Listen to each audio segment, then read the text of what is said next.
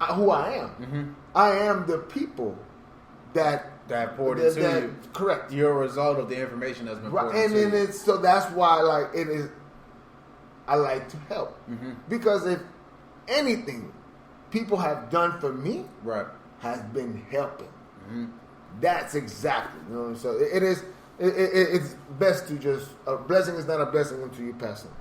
So with the book, with this book title, Stepping into Leadership, what are the takeaways that you're? What purpose do you want this book to serve? You know, what takeaways are you expecting for people to have? You know, I don't know. Really, the expectation for me is for anyone. I know that anyone can get something out of something. If even I don't know, the top leaders can get something out of something, or a different perspective, and that is and basically. So here it is. Why am I want to give you a different perspective? Okay, a different perspective because the better or the more perspectives that we have in order to select, the better decisions we're able to make. Right. If I'm able to see it through your eyes, through everyone else's eyes, just not only mine, then I'm able to make a better decision. So, and you said you have results as far as with being a mentor and pouring into other people. Correct? Correct. Okay. So let's talk about. Hold on, 2 seconds. Let's talk about circles. So you have a chapter in your book that talks about. I'm gonna read the name. I'm gonna read the title of the chapter because this is definitely necessary, especially for my age group.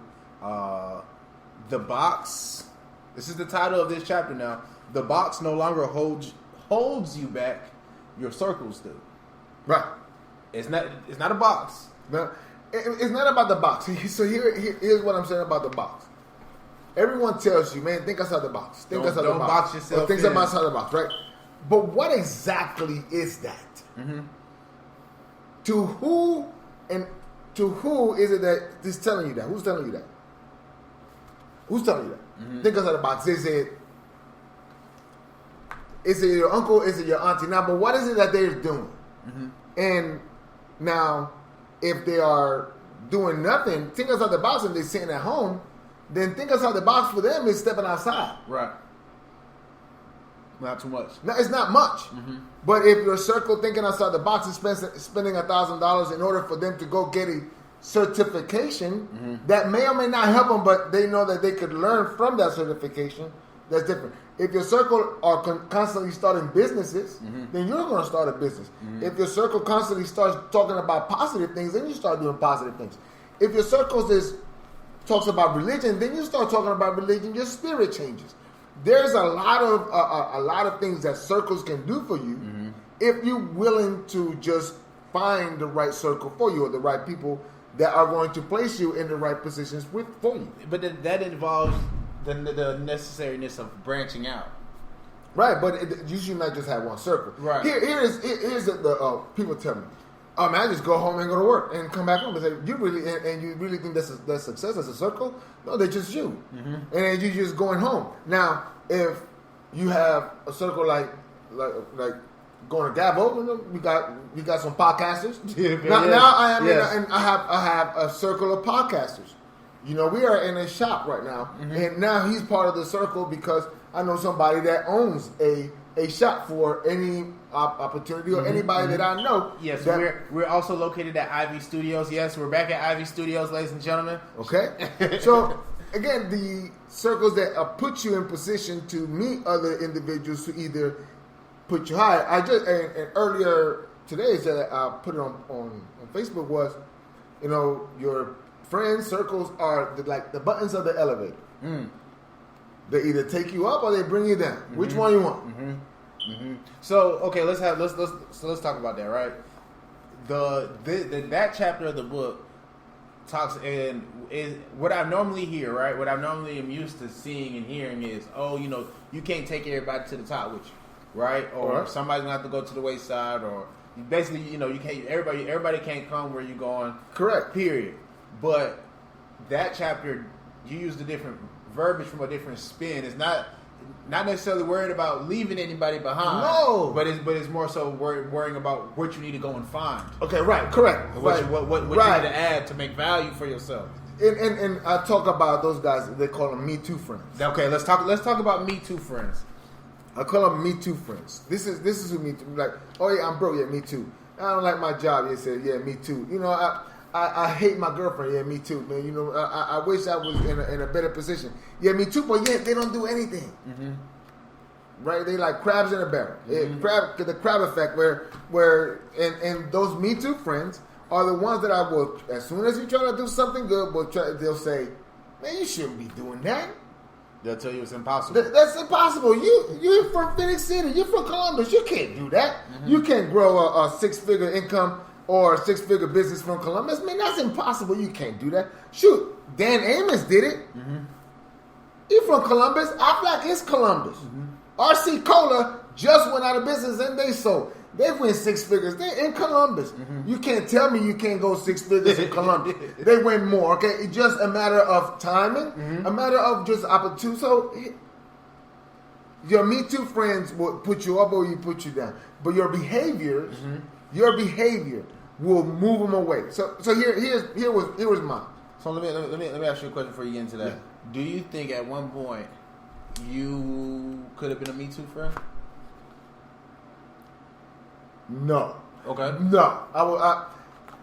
No, because I'm the bottle is half full. You know?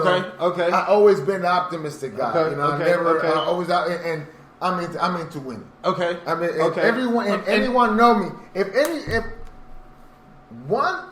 anyone knew that I was always looking to get better, make some more money, mm-hmm. whether it was cutting hair, whether it was pirating CDs, excuse me. Hey, you know, whatever it was, people would know. People will tell you that I was. If you were doing something, I'm trying to support you. It was never mm-hmm.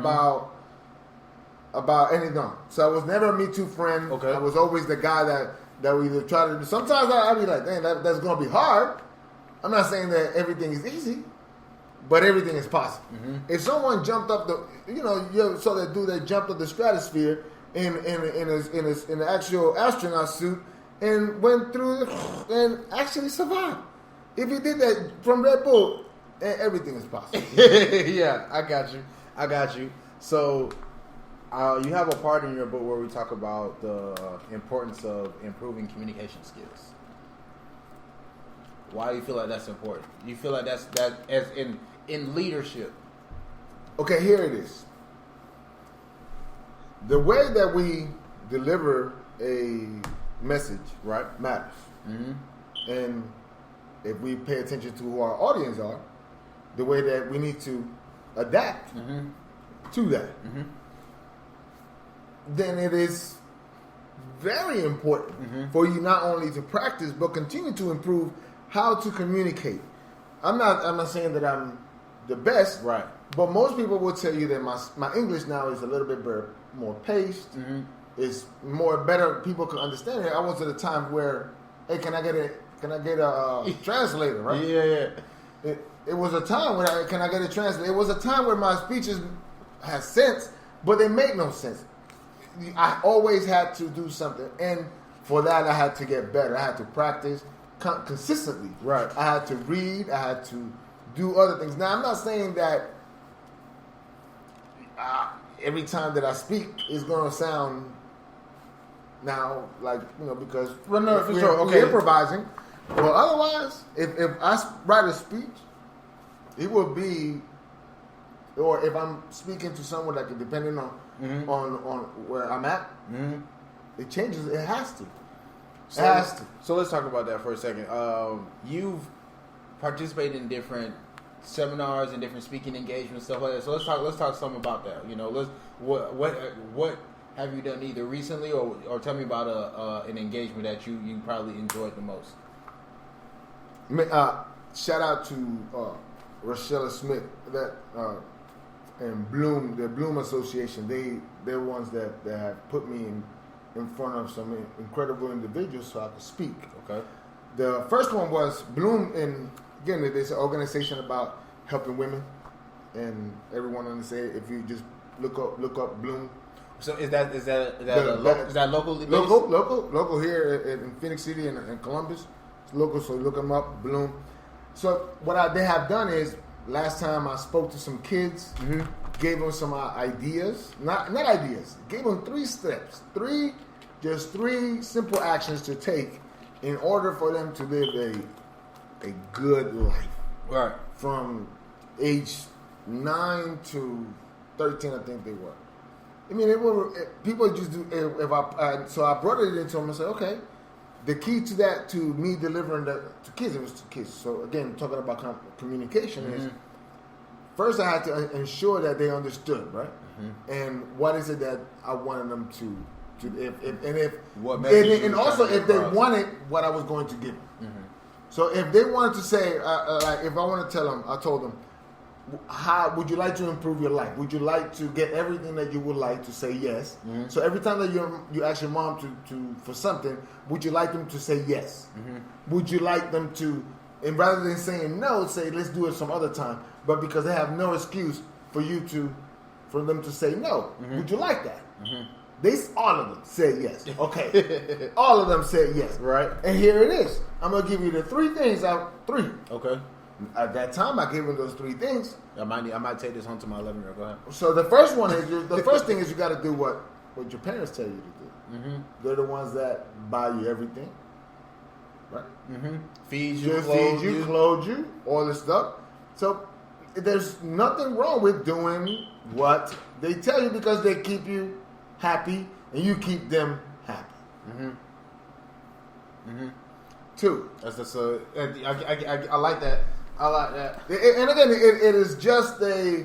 And that's doesn't make sense. And that's very plain. That's very doesn't make sense to you, because we all have our position. And the thing about it is, children do not believe that they have a responsibility in the family. Right. And when a responsibility is given, then you can hold them accountable.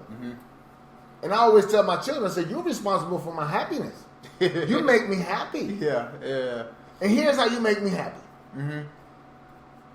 Yeah. Here's how you make me happy. I'm going to tell you how you make me happy. Now, if you make me unhappy, now I'm going to make you unhappy, because you are not obeying by your responsibility. Not with your responsibility. I'm tracking. So that's number 1. That's number 1. So you have to allow them to understand that is your responsibility. And in return, I will do the same to you. So that's exactly what I told them. I promise you that if you make your parents happy, your parents in return will make you happy. And sadly, not saying sadly, but it's real plain like that. It's really a give and take. You know, you behave yourself, you ain't gonna have. Right, if we all have our responsibilities in our family. Because we all had that friend that behaved themselves and got straight A's and got everything they wanted. So here it is. Here's the second part. Right. You have to get good grades. You have to be a full participant. Full participant in it. But so here it is. Do you want a better life? Yes. And if you want a better life, you would like to get some better money. Now, nowadays, better money comes with some education, or at least an idea that gets you better money. If you don't have that better idea as of right now, then you better start working on your education in order for you to get that better money. Simple. It's simple. Very simple, very key, very to the point. And the other one was watch who your third one was your circles. Watch who you keep to your side. Because if the person is in the hood, then you're going to be in the hood. If the person is doing good in grades, then you're going to be doing grades. But people need to uplift you so that you can do better in 1 and 2. In order for you to do better in 1 and 2, you have to be around people doing the same 1 and 2. Yeah, you know, kids love playing with fire. Right, but again, there is no excuse that they didn't. So I gave them to that, and then so that's the thing. I've been in front of kids. That's who I've, for the most part, focused on, and then also right now talking to small business owners. So what I do is help small business owners become big business owners. Okay. I'm working right now with 2 individuals, here in the Columbus area, and you know they're CEOs and all mine, very well respected in their own arenas, and so thank you, shout out for trusting me. I appreciate you. More